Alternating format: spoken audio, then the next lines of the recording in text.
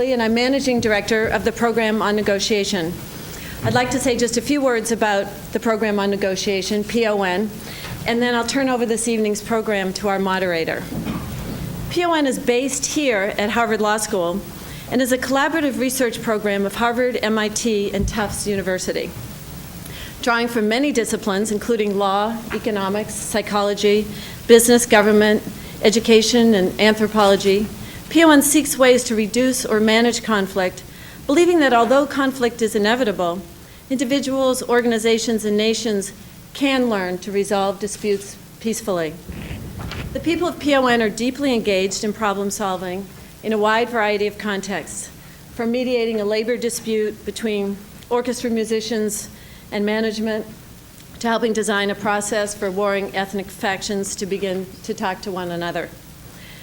Tonight we'll hear the perspective of two giants in the field of conflict resolution, Harvard Law School Professor Emeritus Roger Fisher and Professor Robert Mnookin. They will discuss the possibilities and the limits of negotiating in the wake of the transforming events of September 11th. Following the discussion, we invite you to a reception in the lobby just outside this room. PON staff and faculty will be wearing name tags, and we invite you to come talk to us. We can tell you more about the program, and if you want to get involved, we can tell you how to do that. There'll be a sign-up table if you want to give us your email address, and we can contact you. Now I'm pleased to introduce our moderator, another giant in the dispute resolution field. Larry Susskind is Ford Professor of Urban and Environmental Planning at MIT. He is director of the MIT Harvard Public Disputes Program and founder of the Consensus Building Institute, a not-for-profit organization that provides mediator services in complex public disputes around the world.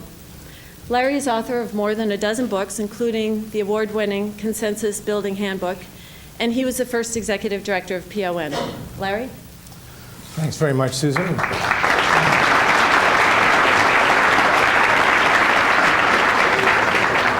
Let me welcome all of you. In case there was any confusion, this is Roger Fisher, and this is Bob Mnookin. Roger is the founder of the Program on Negotiation, and Bob is the person providing leadership and direction as our chair at the present time.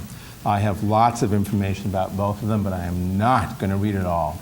My hope this evening is that we can treat this as a conversation rather than as any kind of a debate. And so I'm going to ask Roger to speak first, and then Bob, and then we're going to open it up for your questions and for dialogue with all of you. And very much, dialogue is very much in the spirit of the Program on Negotiation rather than any kind of formalized debate.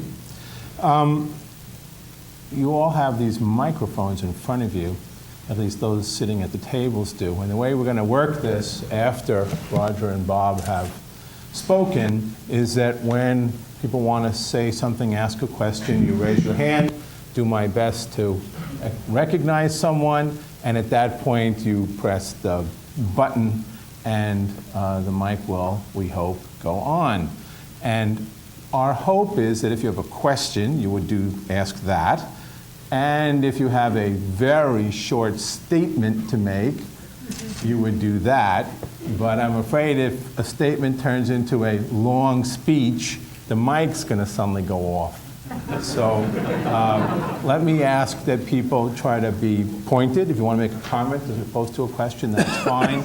And I'll try to help field some of the questions and make sure both Roger and Bob have a chance to speak to the issue. The general title, as you know, was Negotiating in the Face of Terrorism, and now we'll find out what that means. Roger. That was a very short introduction there, I must say. Whether negotiation will be helpful or not depends upon what our purpose is. In Afghanistan, the United States has several purposes, for some of which it's irrelevant. For example, some want to use our action in Afghanistan to send a message to potential states that might harbor terrorists that that's a very risky business to harbor terrorists. And so bombing Afghanistan is to send a message to the world, don't mess with us, you may suffer. No negotiation there. It's a very short statement. Here I might call the purpose kind of education. You're trying to change their thinking in general, but not a negotiation. Now, a second purpose we have in our military action is to make terrorism difficult. Here the goal of the United States has been, and I presume still is, to make it physically more difficult for terrorists to succeed in inflicting terrorist damage on the United States and on others. To achieve this purpose, the war has been directed toward destroying al-Qaeda's training bases and by driving the Taliban from Kabul, presumably to make it more difficult for them to organize, harbor terrorists as a government. The United States is also, I believe, trying to find Osama bin Laden and either capture or kill him to eliminate the brains, inspiration, and leadership that we believe are behind the events of September 11th. This major goal, I say, is simply to make terrorism more difficult. We do this also in the United States by improving security at airports and buildings.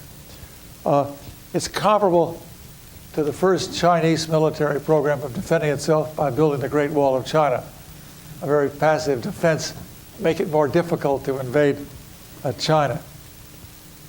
We're not trying to influence others. It's not a negotiation.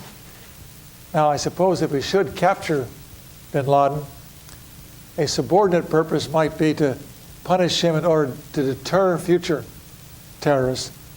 But since the worst terrorist actions on September 11th were taken by people engaged in suicide bombing, I don't think that punishment is likely to be an effective means of discouraging those people from being punished later on, more likely to make bin Laden a martyr than deter future terrorism. But this method I call physically affecting the future is self-help. It's not to affect their brain, it's not to affect their decisions, it's just self-help. Again, it's not a negotiation. It's like keeping your money in a safe instead of passing a law against bank robbery. It's a physical means of changing things. Now, that's not negotiation. The third purpose, threatening and then carrying out U.S. military action, may be, and I think it has been, to influence a near-term decision by Afghanistan's then Taliban government. And negotiation is a very big part of trying to influence a decision that someone makes. Now, in view of the withdrawal in the last 24 hours of the Taliban forces from Kabul, this morning's been a busy day for me figuring out what to say now. But let me first look back at the role of negotiation during the last weeks and then look forward to where we might go from here.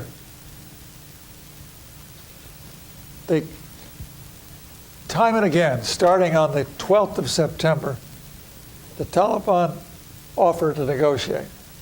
The Taliban government made various statements. We will negotiate, we will talk, we'll have discussions.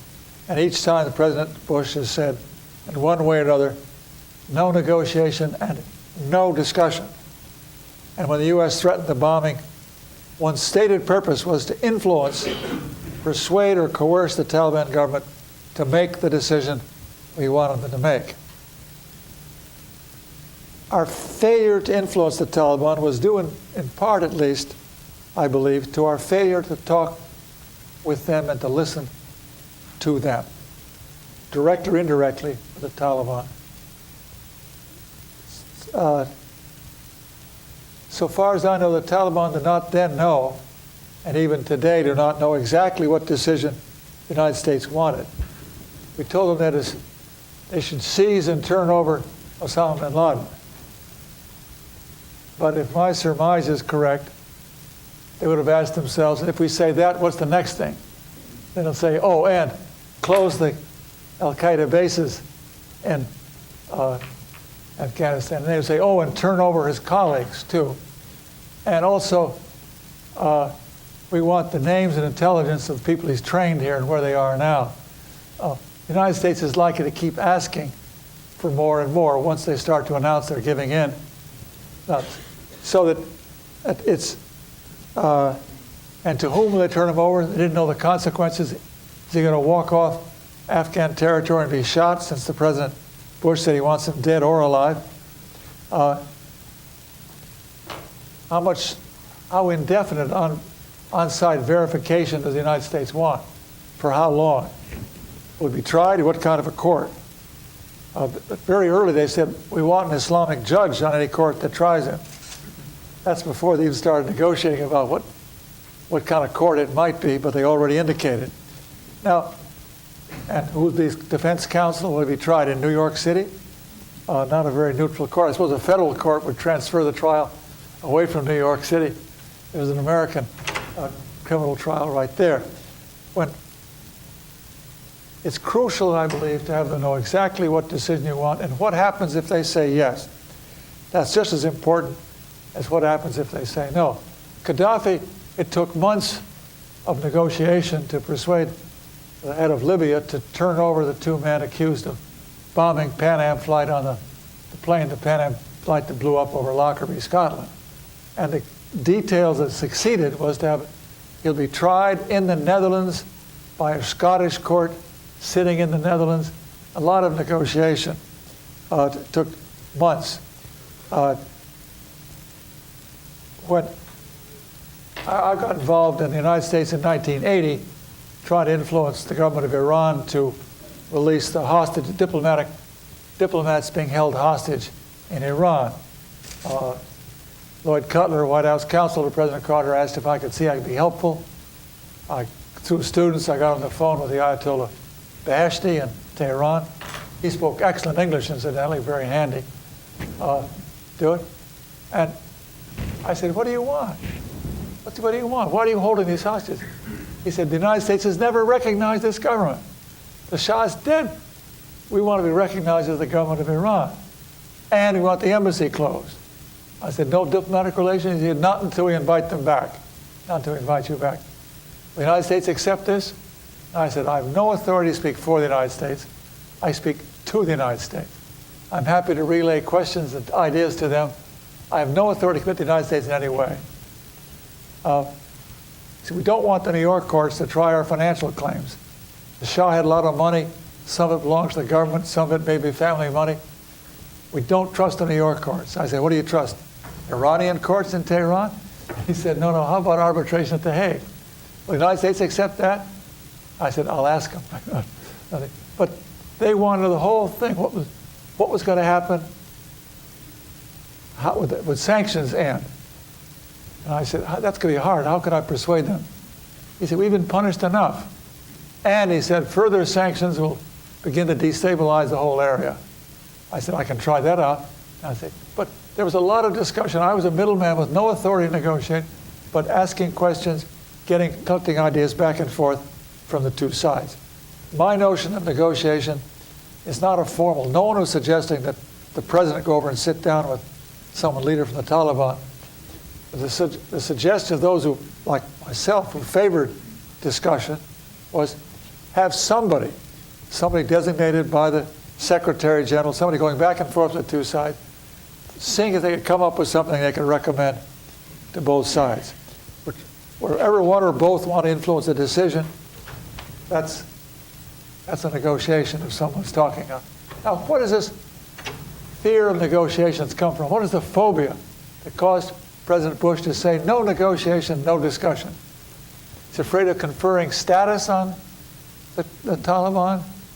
Well, if they're big enough to fight a war against, they're big enough to talk to. I don't see what status you've conferred on these people that they're having a good-sized war.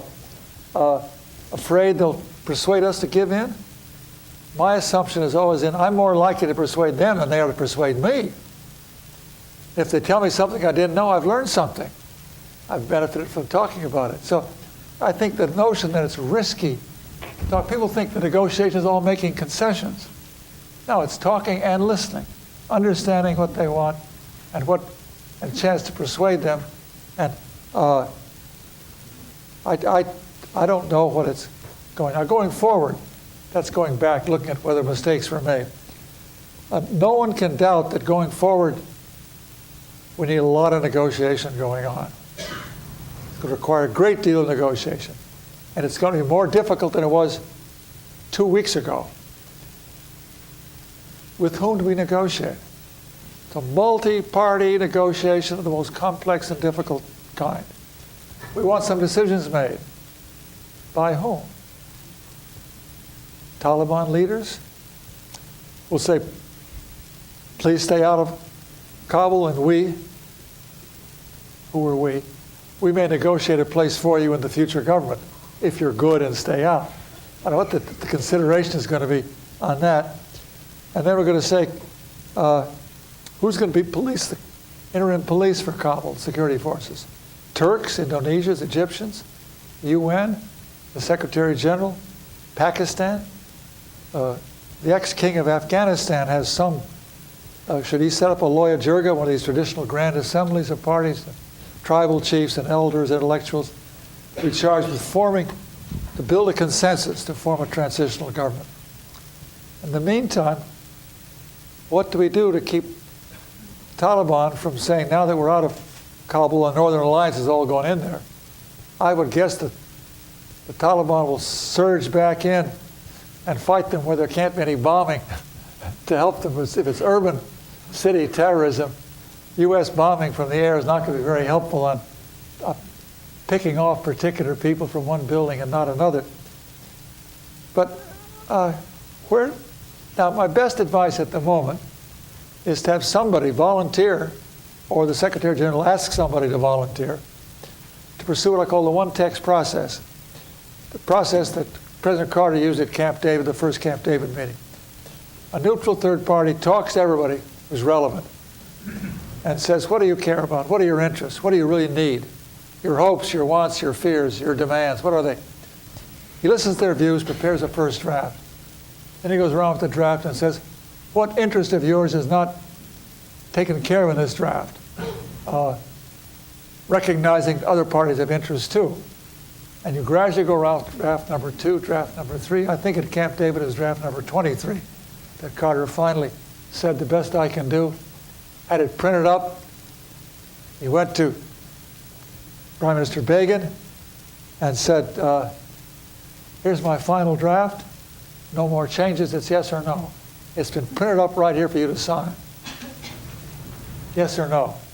And President Carter told me that Begin said, what about Sadat?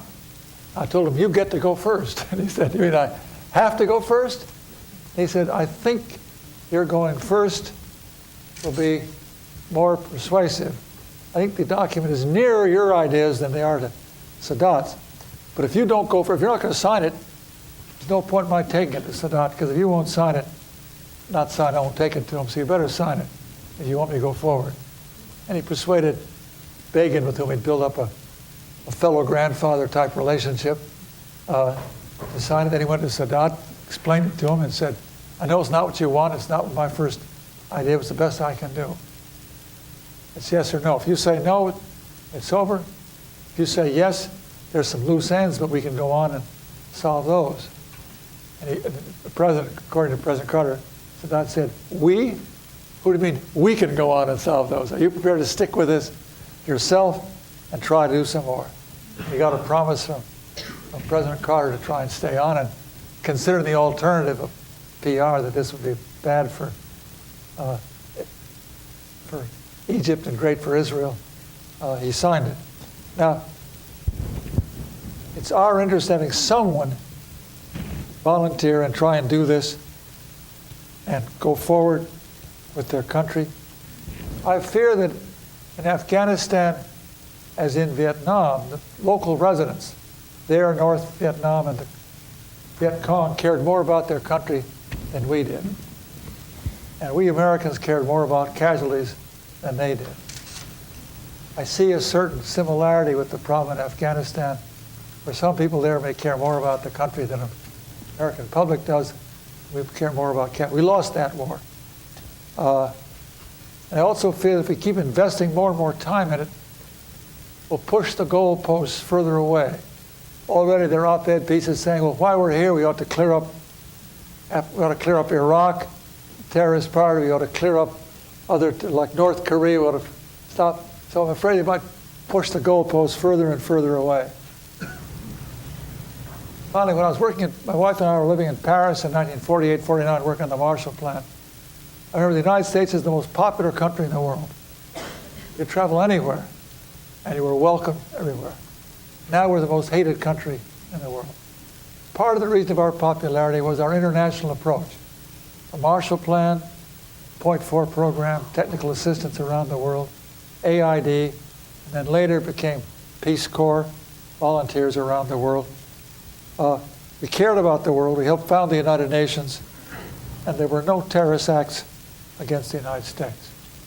One way to stop terrorism is to make us look, not just with commercials on television, as a better country, but make us believe we ourselves are doing our part to know countries that need help far more than we need more money and more profits.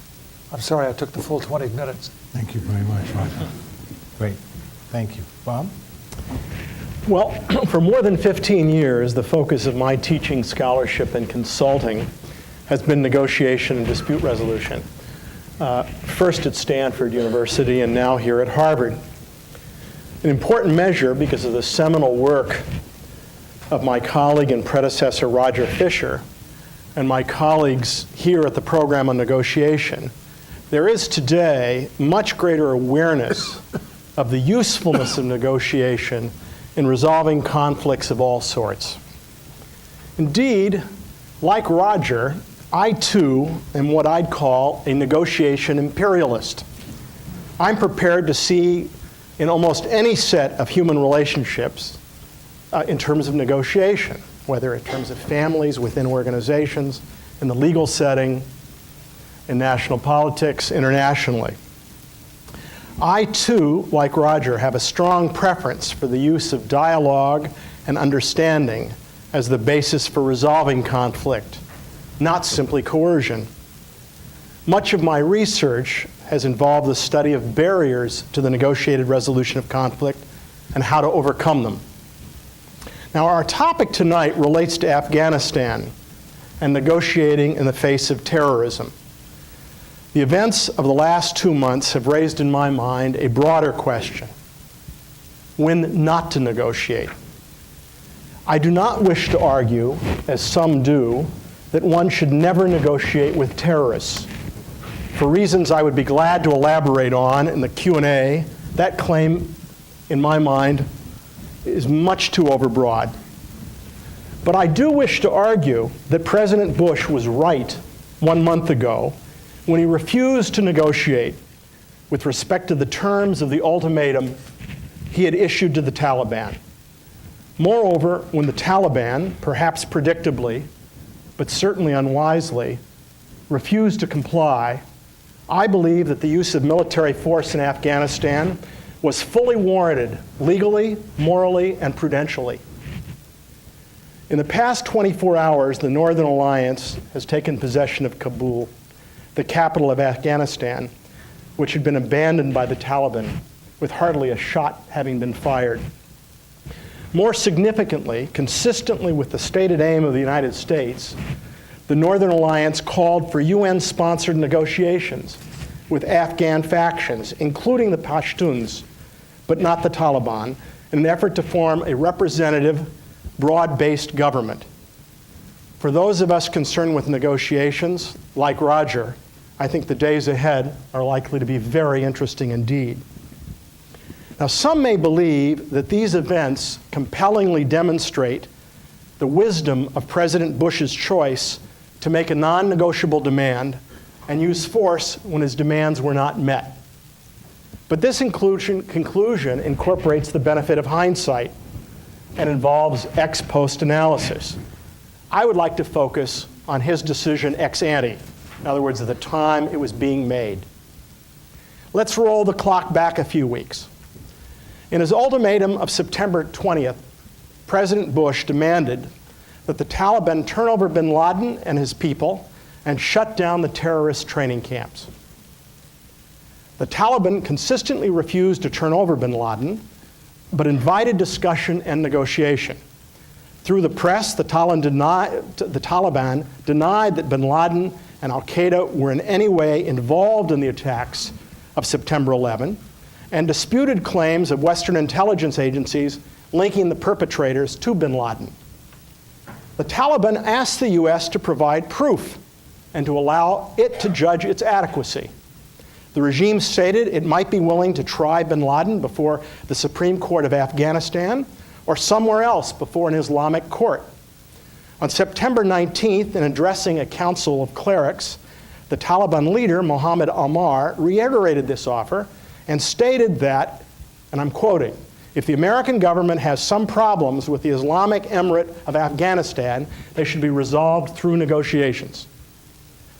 On the 24th of September, the Council of Clerics sent word to bin Laden inviting him voluntarily to leave Afghanistan.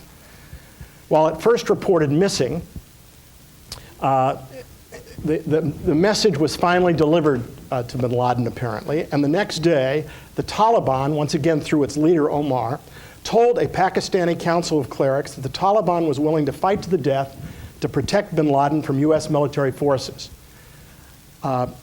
On October 20th, the ruling Taliban militia reiterated this refusal, stating, and I'm quoting, "Our position towards Osama bin Laden is based on the Sharia, Islamic law, which forbids handing over a Muslim to infidels."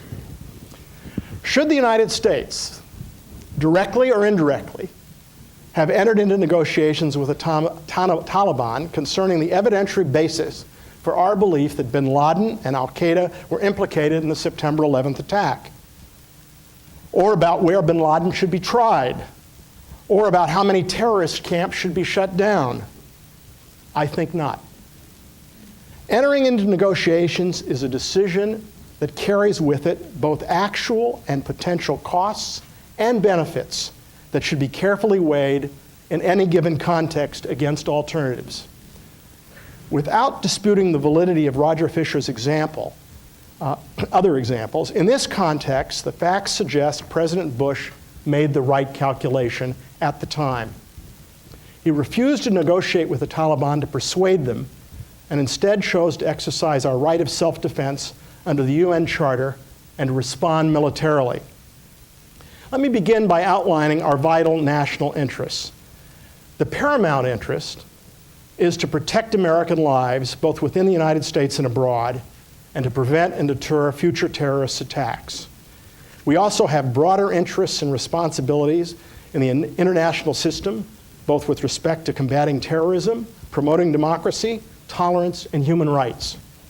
These interests plainly imply that our more immediate goals in Afghanistan are, first, to incapacitate bin Laden and destroy al-Qaeda, and second, to ensure that Afghanistan no longer would harbor or support international Islamic terrorist groups. I believe we also had and have an important interest in removing this Taliban regime from power and working towards the establishment of a broadly based government that was more tolerant of ethnic diversity and more observant of human rights. On the benefits side, one must ask, how likely was it that a negotiated deal can be made that serves these vital interests? On the facts that were known a month ago, I think it was extremely unlikely. First, it was unclear whether the Taliban had the capacity, let alone the will, to shut down the terrorist training camps and turn over bin Laden. Second, our previous negotiations with the Taliban over these identical issues had been singularly unproductive. After the 1998 embassy bombings in Kenya and Tanzania, the U.S. government had been both negotiating with and putting pressure on the Taliban with respect to bin Laden and the terrorist camps, all to no avail. President Clinton and the UN had imposed economic sanctions, and the U.S. and all but 3 nations in the world, Saudi Arabia, the United Arab Emirates, and Pakistan, had withheld diplomatic recognition of the Taliban regime. In sum, in my view, the prospective benefits of using negotiation as a mode of persuasion were very slight. What about the costs of entering into negotiation? Bin Laden had, before September 11th, declared war on the United States. On February 28, 1998, an Arab newspaper in London published a fatwa signed and sent to them by bin Laden. It called for a jihad against the Jews and the Crusaders, and it makes for chilling reading. The fatwa holds that, and I'm quoting, "To kill Americans and their allies, both civil and military, is an individual duty of every Muslim who is able, in any country where this is possible, until the Aqsa Mosque, which is in Jerusalem, and the Haram Mosque, which is in Mecca, are freed from their grip, and until their armies, shattered and wing-broken, depart from the land of Islam, incapable of threatening any Muslim." About 6 months after this fatwa, on August 7, 1998, the U.S. embassies in Kenya and Tanzania were bombed by terrorists, killing 12 Americans and 260 Kenyans and Tanzanians, and wounding thousands. In November of that year, a New York federal court returned indictments against bin Laden and other members of al-Qaeda for these bombings. On October 12th of this last year, a suicide boat attacked the U.S. Navy destroyer Cole in Aden Harbor. 17 sailors were killed. There was the subsequent arrest of 4 suspects, apparently with links to bin Laden.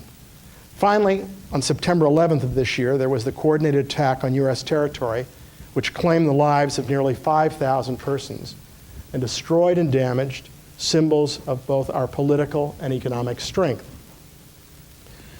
Nor could there be any doubt that the Taliban harbored thousands of Islamic terrorists from around the world and allowed its territory to serve as a training ground for armed secret agents capable of terrorist acts in the U.S. and elsewhere. Now, in this context, the September 11th attack, in my view, should be seen as an act of war against the United States, a casus belli. The issues posed were not simply those of domestic law enforcement, and the Taliban were not unaware innocent bystanders who had not been given any advance warning. A State Department official testified before Congress in the summer of 2000 that the U.S. had let the Taliban, quote, know in no uncertain terms that we will hold the Taliban responsible for any terrorist acts undertaken by bin Laden. In these circumstances, to decide to negotiate with the Taliban, even indirectly, would have imposed substantial costs. Costs, I believe, in terms of deterring future terrorists and those who might harbor them, costs in terms of maintaining credibility and self-respect, costs in terms of legitimating a regime that we had not previously recognized. And I think also costs in terms of our ability to build and sustain a broad coalition internationally and to maintain domestic political support. Finally, I think there would be costs in allowing heinous acts to be the occasion for dialogue with a party that we believe is partially responsible. Now, I don't wish to say that any of these costs would always be dispositive, or that if the prospects of benefits were great enough, negotiations wouldn't be warranted. But I do wish to say that I believe the president was right in not negotiating. Now, in conclusion, I'd like to suggest that negotiations often occur in the shadow of more coercive alternatives. Many legal negotiations, for reasons I have concerned myself with for 20 years, occur in the shadow of the law, i.e. parties settle legal disputes knowing that if negotiations fail, one or both may have recourse to coercive legal remedies. International negotiations are in some ways analogous. Disputants sometimes fight and negotiate at the same time, and when they do negotiate, they often do so knowing that the use of military means is an option. As we all recall, war, according to Clausewitz, is a continuation of diplomacy by other means. I want to make clear that my strong preference is to resolve legal disputes without resort to court, and international conflicts without the use of force. But to assume that negotiation always, in every context, is the appropriate strategy is to claim too much. It is my hope that in the years to come, we at the Program on Negotiation remain negotiation imperialists, educating and training, and reminding those who much too often refuse to negotiate under circumstances where there could be important benefits that they should consider negotiation. But as part of our research agenda, I think we should also study negotiations limits. Thank you. Thank you, Bob.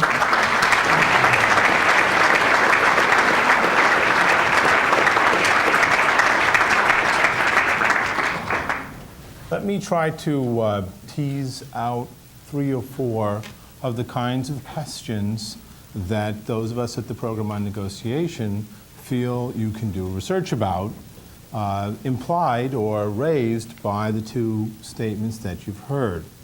And you don't need to limit your questions and comments to these points, but maybe we can help each other think about the kind of research that would allow us to test some of the propositions that you've heard presented tonight. Bob talked about before the fact assessment versus after the fact assessment of negotiating or not negotiating. In other words, if you have a negotiation strategy, you got to make some decisions without all the information you'd like at a certain moment in time. But after you've made it, you have another set of information or inputs that allow you to reassess your decision. Well, as you think about the decision that Bob and Roger are talking about, and you imagine you were forced to make that choice, negotiate, not negotiate, right at the point at which the U.S. initiated military action, what did we know? How confident were we about what we knew? What didn't we know? And what else might we have tried to find out, perhaps in some different ways? We're all somewhat limited here because we don't know everything that the administration did have in hand by way of information at the point at which it made decisions. But as we think out loud, before the fact versus after the fact, what do you want to know? What can you know? What do you do about the uncertainties at the point at which you have to make decisions? Before the fact versus after the fact assessment. Second theme has to do with the legitimacy of America's actions. We certainly are concerned that our actions be viewed as legitimate both within the country and globally.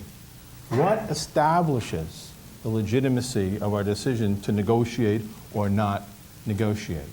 Or to not negotiate, take military action and say, that's what we're going to do.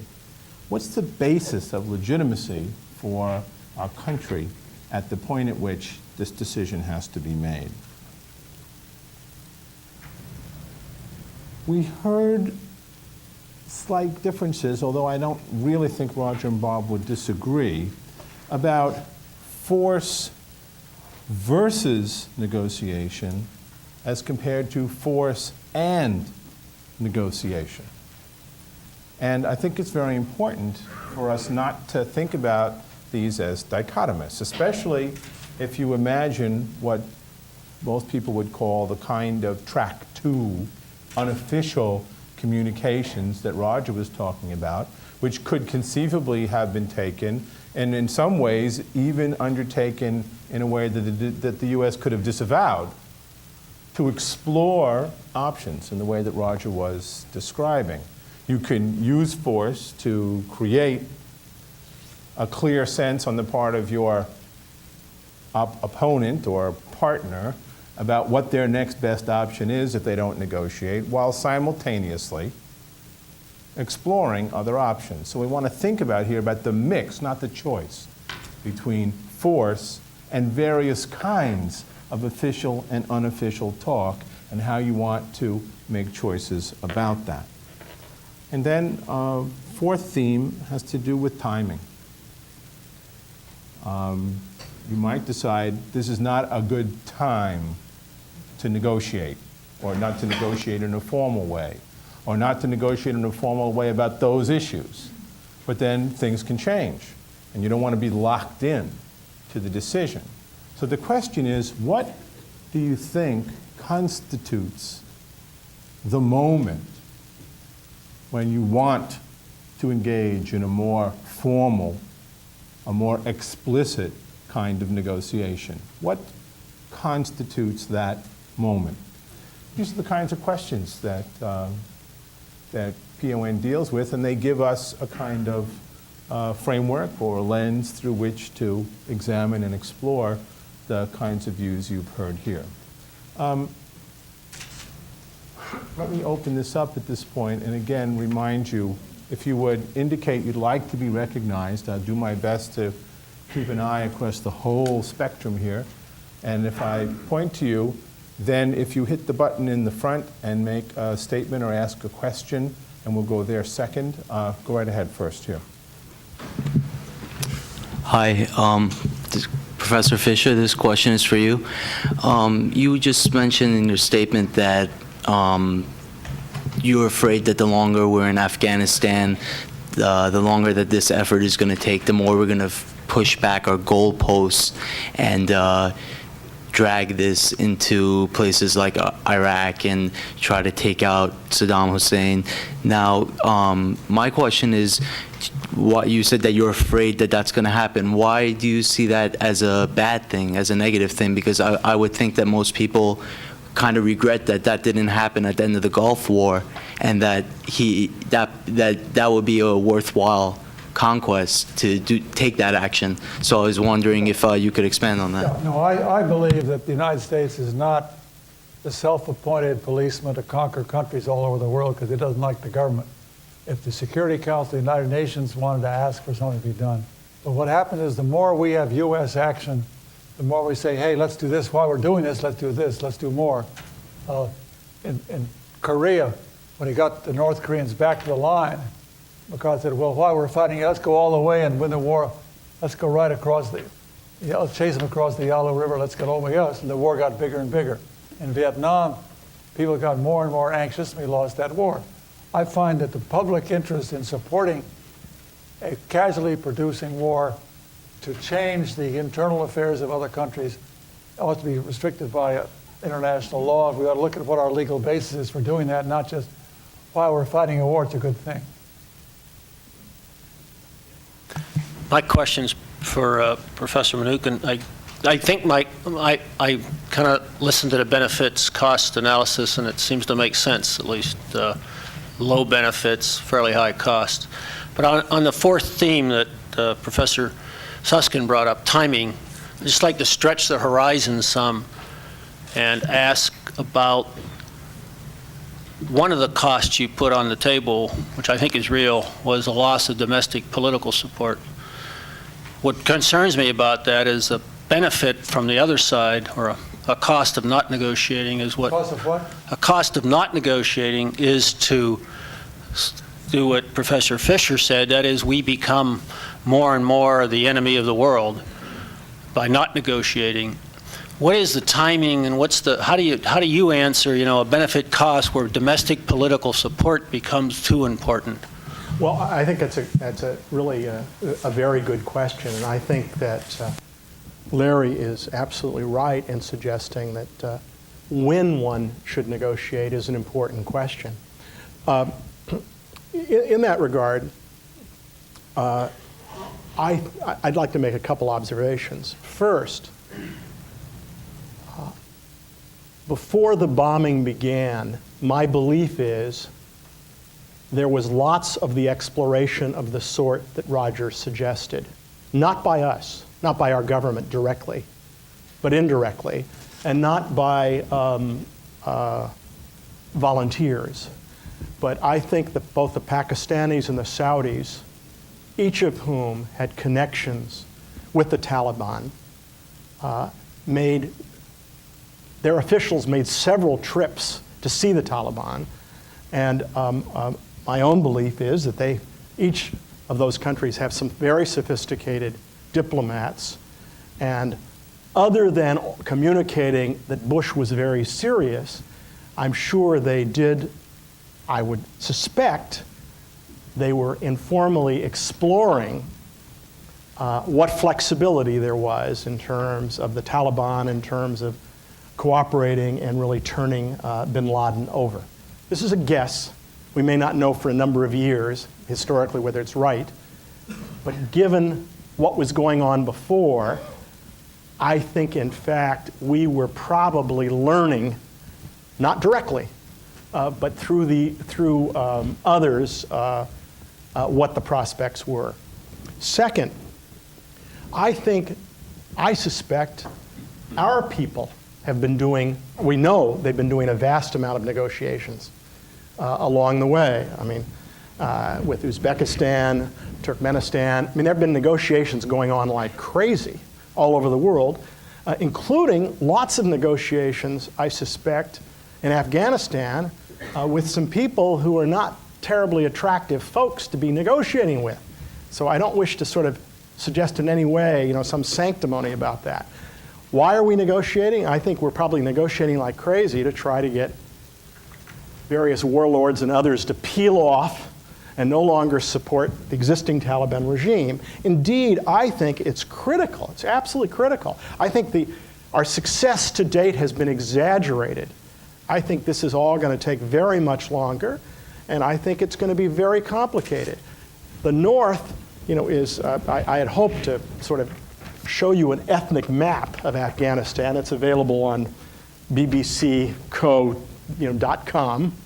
But the North, for the most part, is made up ethnically of people that were involved in the Northern Alliance who had very little love lost for the Taliban or Pashtuns. And indeed, our great concern, and I think the president's concern was justified of why we didn't want the Northern Alliance to go into the capital of Kabul, was these folks historically, in the last decade, there's been one bloodbath after another. Now, so far, knock on wood, it appears the Northern Alliance has behaved pretty well. They called for the UN to come in. They kept some of their soldiers outside. But the breakdown of Afghanistan during the last decade, 2 decades, has been very, very serious indeed. And the desire for vengeance, no doubt, lives in Afghanistan. And I think we have a very important interest in seeing that kind of ethnic bloodshed doesn't get made worse.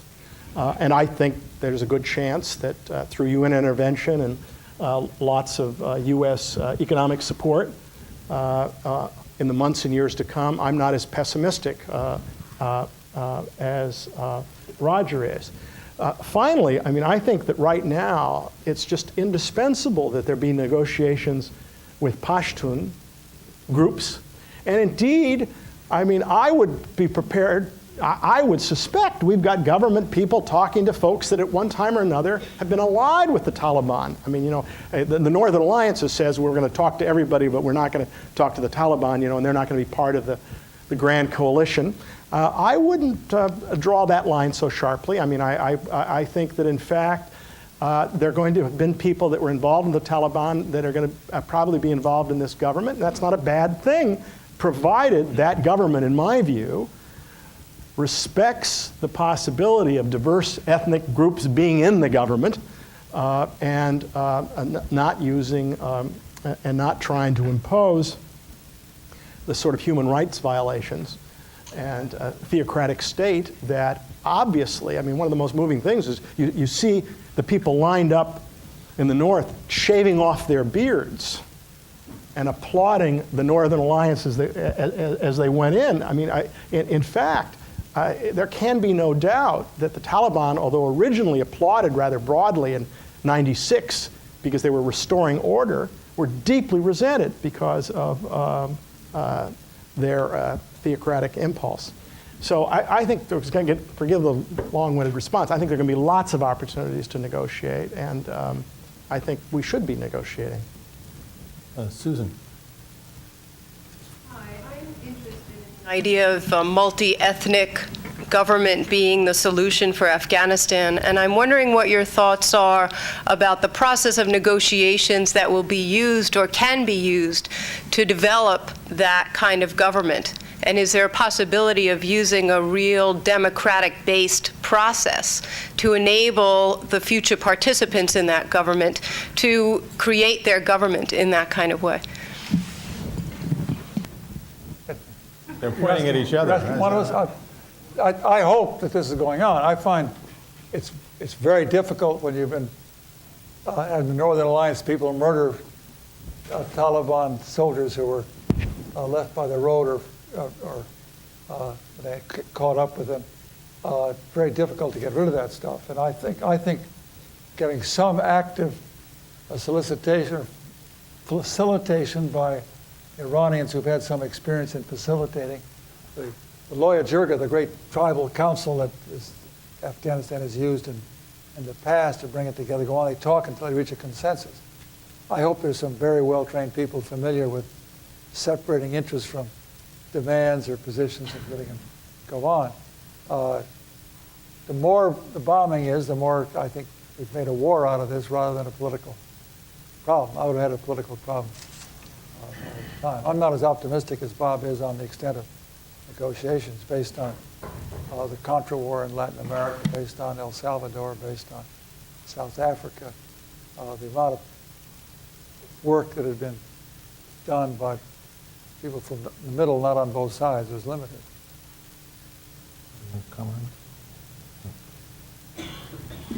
This question is for Professor Muncan. Professor Fisher indicated that when he went to Iran, he was asked a lot of questions and he could not have answered them because he was not in the position to negotiate for the United States. You indicated in your presentation that a lot of the requests that was made of the Taliban by the U.S. government, you do not think they had the capacity to even implement or effect those request or order, whichever way you want to put it. Do you think the real question is that the United States should not have negotiated, or is that the Taliban could, or there was no room for negotiation because the Taliban did not have the capacity to negotiate because they could not have effected any of the requests that is asked of them by the United States? For the reasons I described, I think that President Bush, at the time he decided not to negotiate, notwithstanding the call of the Taliban for negotiations, apparently with respect to the issue of what kinds of proof we had, et cetera, I think that was the right decision.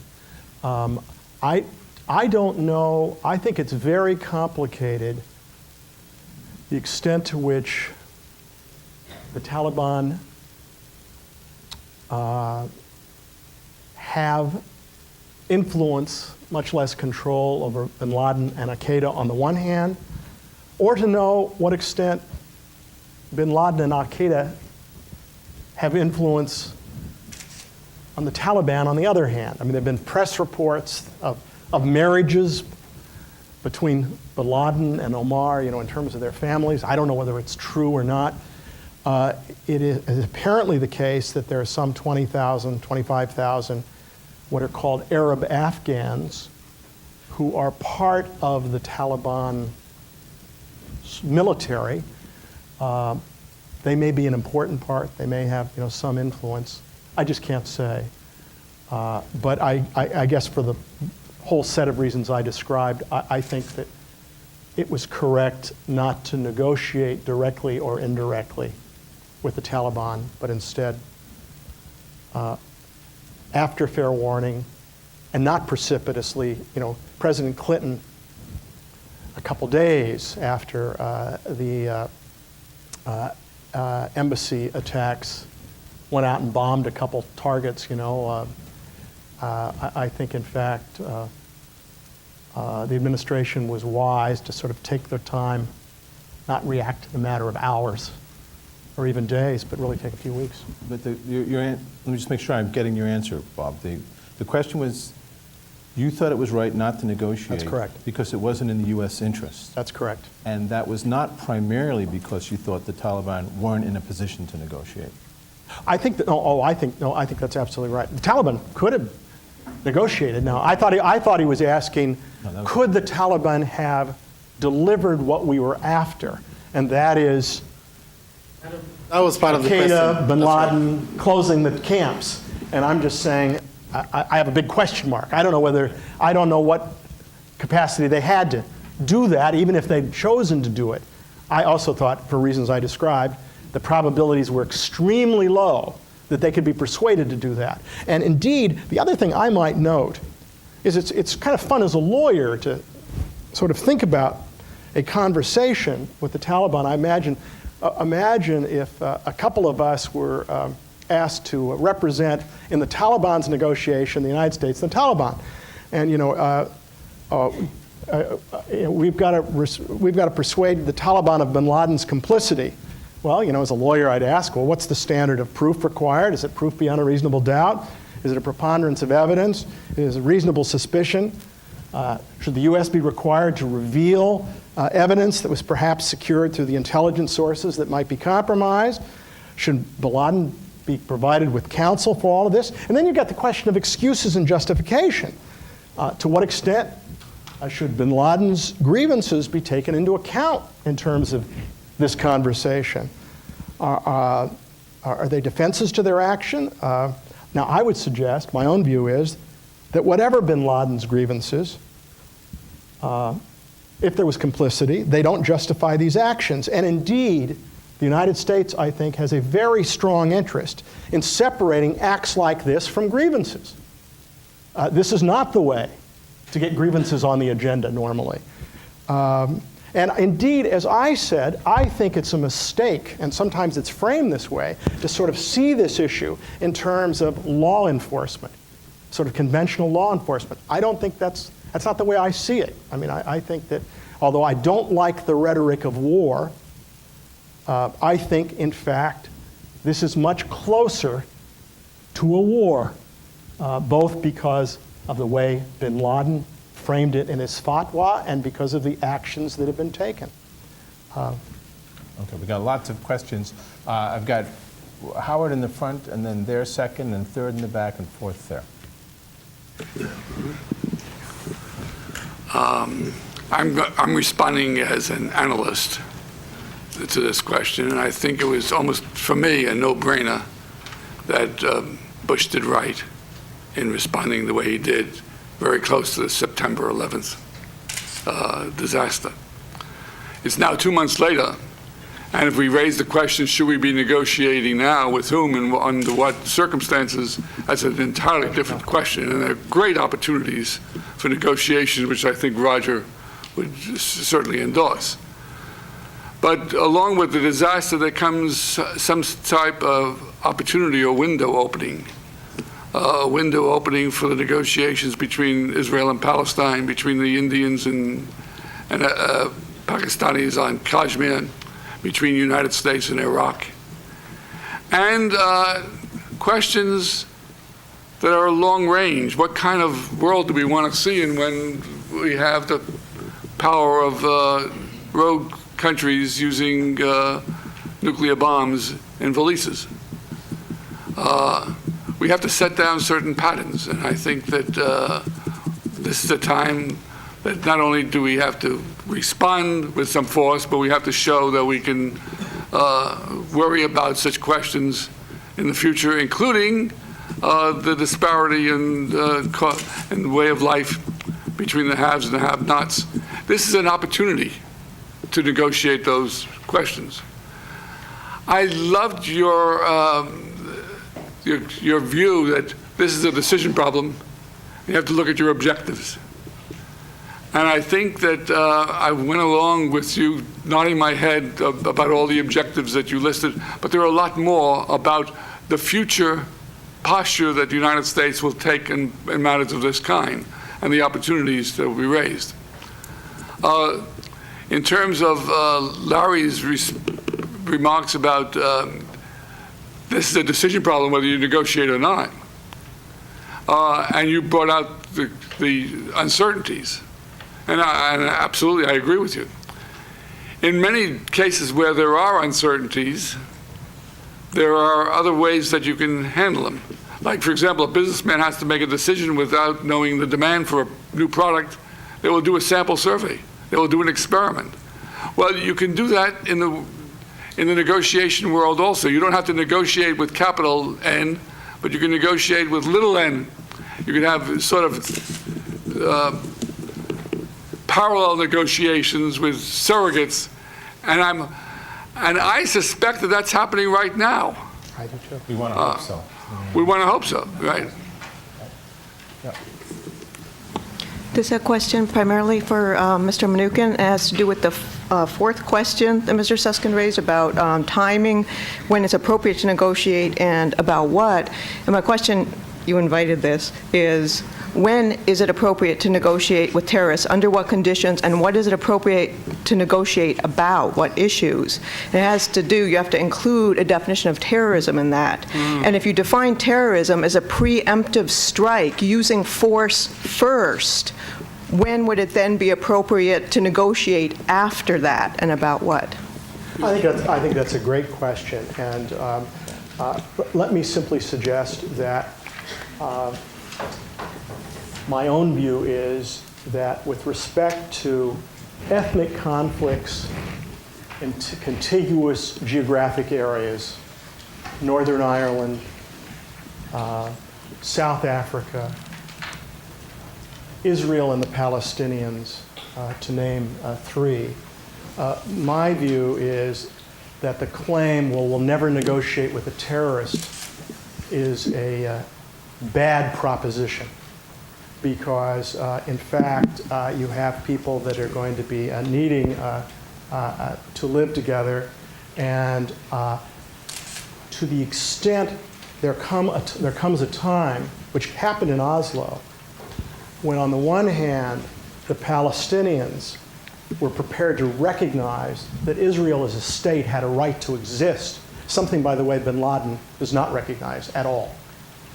And the Israelis came to recognize that the Palestinians as a people had a right to a nation of their own. There was plenty to negotiate, and it's a tragedy that those negotiations have failed. I just want to endorse what my colleague Howard Rafus said. Good may come out of this tragedy of September 11th. Indeed, I've read that already the breakthrough in Northern Ireland came in part, it came after September 11th, and it came in part because caught providing support to the FARC in Colombia, the IRA decided that in the post-September 11 world, they didn't want to be seen as no longer prepared to talk about disarming. I think, in part, that was a measure. There's been a whole lot of work over a period of years, in Northern Ireland. But I think what's happening in Northern Ireland is extremely, extremely helpful. I think the role of leadership in all of this is critical. Nelson Mandela, in my view, if not, in my own mind, I'm not sure whether he or Winston Churchill would have gotten the Mnuchin Award of the greatest of the 20th century. But Nelson Mandela's capacity as a leader, having suffered in prison for so long, to invite negotiations and to tell his own people that our purposes should not be retribution. It should not be to destroy the white South Africans, but to build a society that's biracial.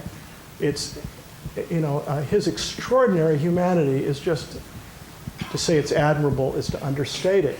I think leadership in terms of these ethnic conflicts is critical, and it's often sorely lacking. And the reason you need leadership is because the negotiations behind the table with one's own constituents are often much more difficult than the negotiations across the table.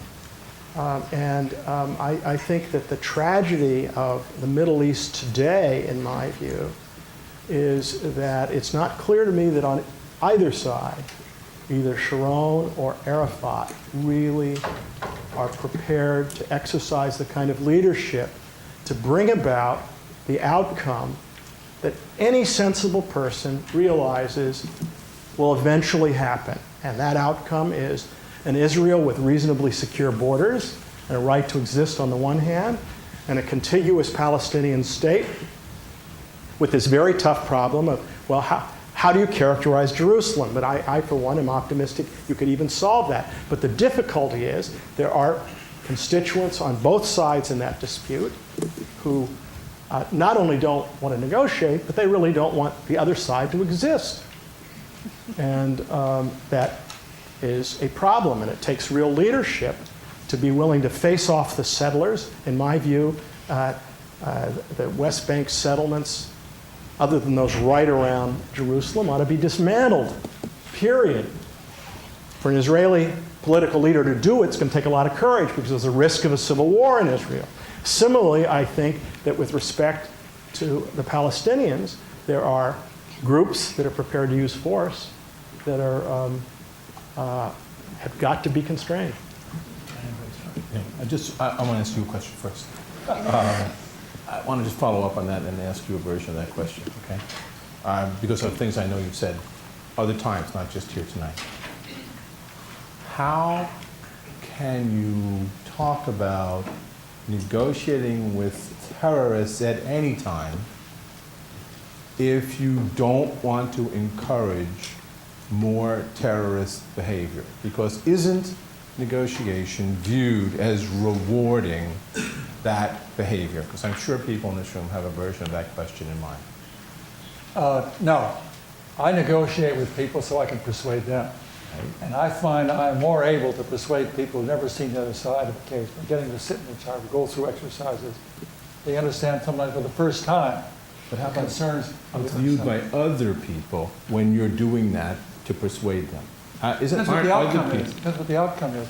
I met with the guerrillas who work in El Salvador, with Roberto Cañas, the commandante there, and prepared a memo of advice for him. He said, "Who's this memo?" I said, "One copy is for you, one copy is for the government."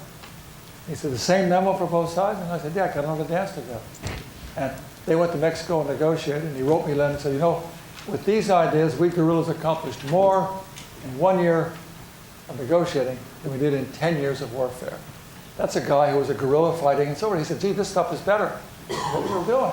And so he didn't. I think that if you believe in the people and how they can learn, how I can learn, they can learn, to say, I know in advance that enough other people are negotiating so as not to bother. I'm happy to write decisions.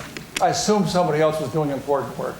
My assumption is, based on Vietnam, that nobody was doing that stuff completely. I met with, Madame Bin, the Viet Cong negotiator in Paris, and nobody ever spoken to her.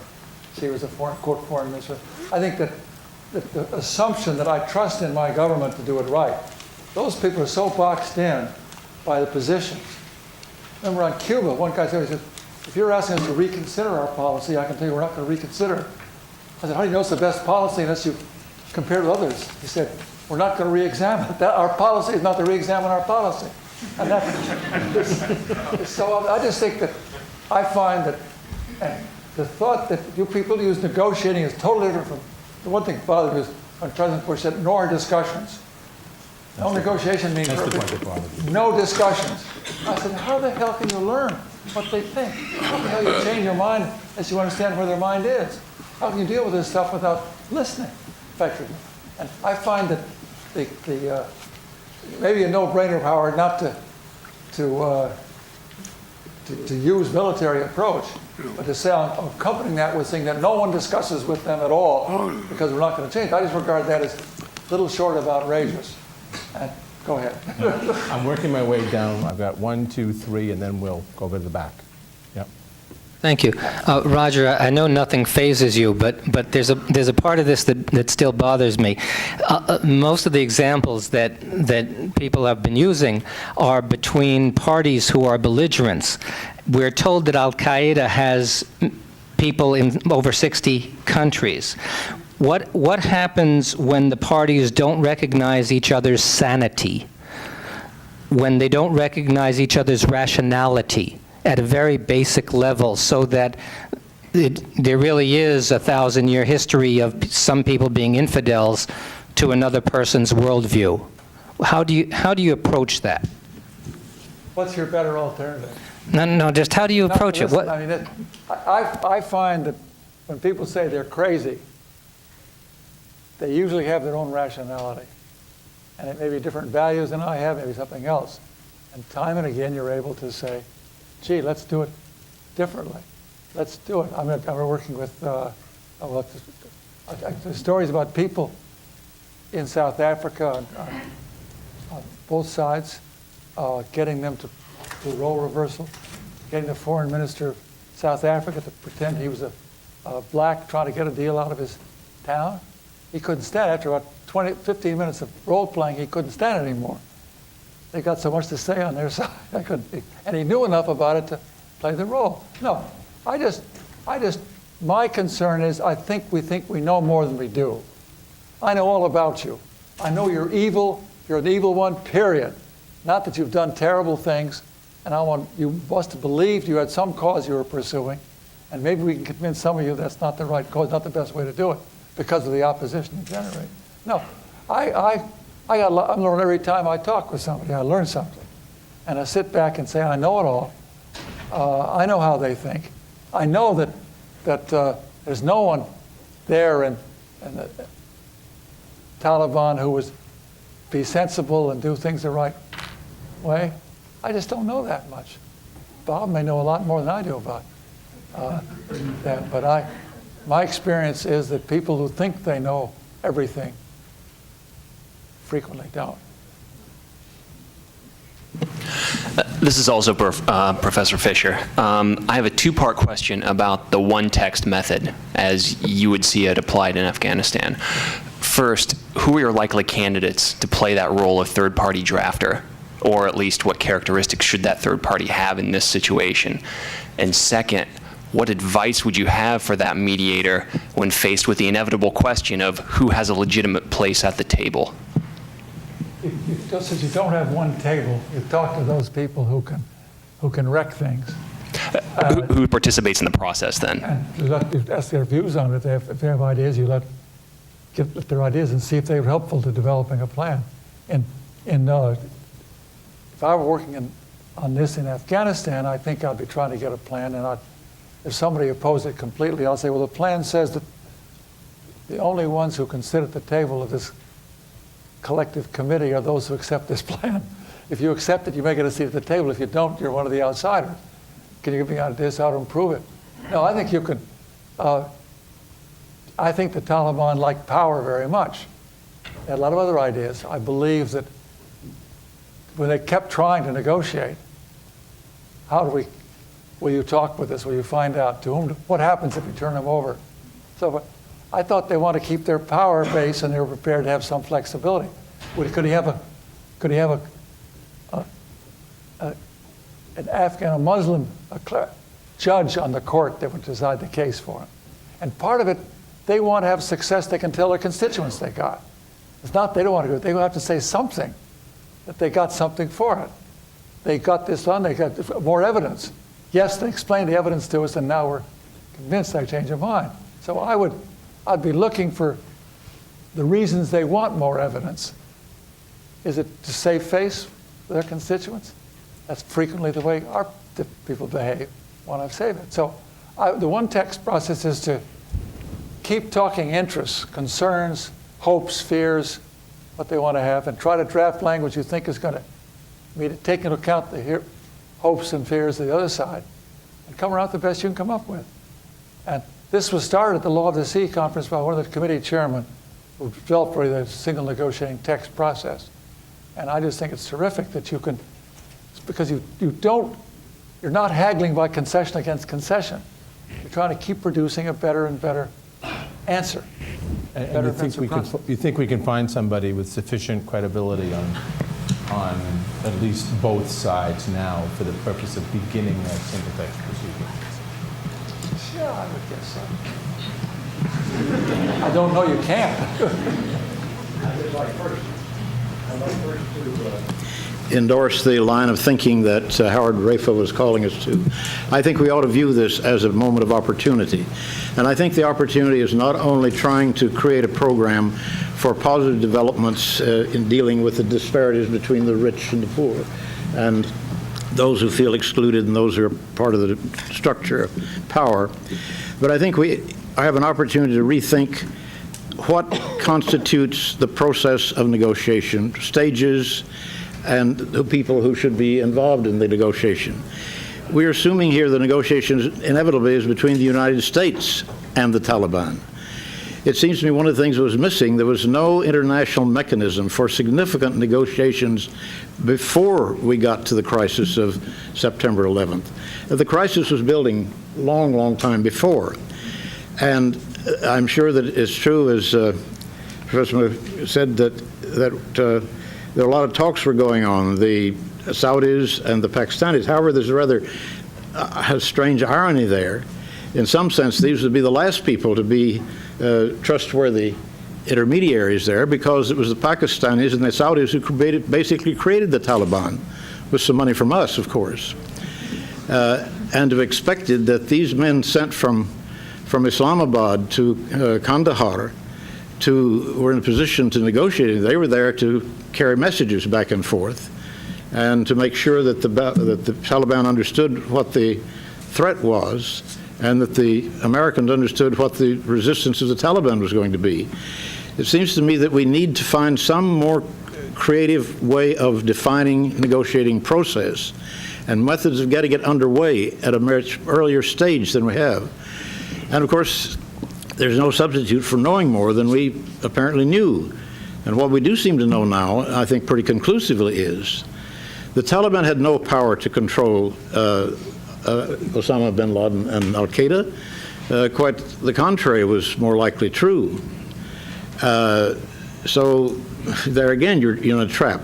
We needed to know more, but we should have known long ago the pernicious role that the Pakistanis and the Saudis have played in this whole development of this, the funding of it. And it was known long ago that most of the money for these people came from the Saudis, one way or another. And a lot of it directly from the Saudi government as blackmail money. And you have to factor those things into account if you're making a sensible judgment about whether you can negotiate or not. And so it seems to me that we ought to back off and look at this. Why did we fail in the efforts to avoid a war? We might have been able to avoid the war if we'd been able to negotiate effectively in time. But after September 11th, it seems to me, our options for negotiation were very, very limited. And I could agree with Howard. It seems to me that given the circumstances after September 11th, very difficult to avoid it, what Bush did. But there ought to be a lesson that demands that we rethink how we go about dealing with these problems and how we get the international community more involved in the negotiation, not just the one superpower who has to bear all the burdens of this sort. It will be interesting now to see how the entity called 6+2 that the UN has created, the 6 countries surrounding Afghanistan plus the US and Russia, that entity exists. It has an ambassador, if you will, a UN special assistant. It proposes to be the forum in which the question about the makeup of the multi-ethnic government will happen, and what happens if the US now says, no, we're not ready to negotiate that in that way, in that forum, and then what happens to legitimacy? And if we feel our legitimacy depends on being in that forum, we have much less control in that circumstance, presumably, than we did before. I'm going to go to the far back, and then to here, and then to here. I have 2 questions for Professor Fisher. The first one is, if... Speak right to the microphone. I have 2 questions for Professor Fisher. The first one is, if there had been no war, what would the negotiation scenario would be like, if you could imagine that? And the second one is, if we were in Afghanistan having this discussion, what type of questions do you think you would be getting from the audience? And what type of advice would you give Afghanistan to negotiate with the coalition if they have a David-Goliath situation, or if they also have nuclear power? Thank you. How to deal with the risk of nuclear weapons being going on is a topic we can't, I don't see. I would certainly not refuse to talk to someone who's got a nuclear weapon just because he's a bad person. I think we could work out a better way of resolving that issue than refusing to listen, refusing to understand, refusing to try and persuade. So I think, people think negotiation is a form. You sit at a table, you take your position, you demand it, you make concessions, or you don't. I see it as a process for conversation where I can understand what's bugging them, what's worrying them. I can make clear what we're concerned with. I can look for advantages. So it's not we're up in, people confuse it with money negotiations, buying and selling a house or buying and selling a car. That's what negotiation is. And family, politics, talking is not negotiation. That's just problems. So I would tend to negotiate with any chance. I believe that you can learn something. If you can't, you at least learn you can't learn anything. And that's something you learn from the conversation. But what advice would you give Afghanistan now if they decided they really wanted to negotiate with the United States now, the Taliban? Oh, I think they can do what Ortega did by talking to the Speaker of the House or something. They could get some conversations going with some significant Americans that they'd like to invite them and talk about what we're doing and here's the problem. No, we're open society, and if you get your ear into some senator or congressman or somebody to get a conversation going there. Okay. We take 1, 2, 3, and then I think we're going to be pretty close to the end of our time. If we're not, I'll take another one. Professor Mnookin, you suggested that U.S. interests lay in preventing harm to U.S. citizens and increasing democracy and human rights. And so it struck me when you said that unilateral actions and ultimatums can't possibly do those things. And so a question to you to clarify that, but then also to Roger Fisher, in what way would the negotiations have to be constructed to meet those kinds of sort of meta-interests of the United States? Does that mean that these negotiations should be especially open or have sort of a public face to them so that the world perceives the U.S. in ways that would be consistent with protecting U.S., not having U.S. citizens be harmed and increasing these notions of democracy and human rights? Well, as to the question you addressed to me, is after what I viewed as a very unfortunate start during the first period of the Bush administration where unilaterally we decided not to participate in any more of the Kyoto environmental talks, and we unilaterally decided other things. I actually think the administration here hasn't behaved and acted unilaterally.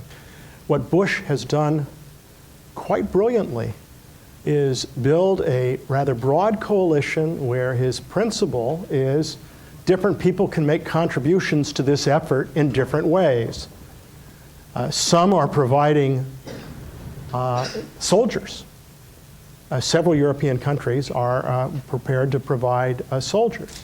A number of countries with whom we've negotiated in the coalition presumably are now providing intelligence information.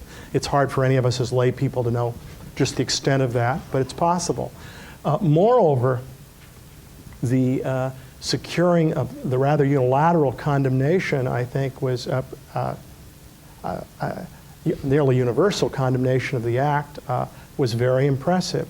I think the attempt to make sure this isn't framed as a war of civilizations, that it's Christo-Judaism against the Muslims after the unfortunate slip of the tongue about it being a crusade, which I think was sad. I think, in fact, it has been overall framed reasonably well. So I guess I dispute your contention that we're acting unilaterally. I think we are acting as the leader in this, and I think that's appropriate because it really it was our interest. After all, it was in our country that this all happened.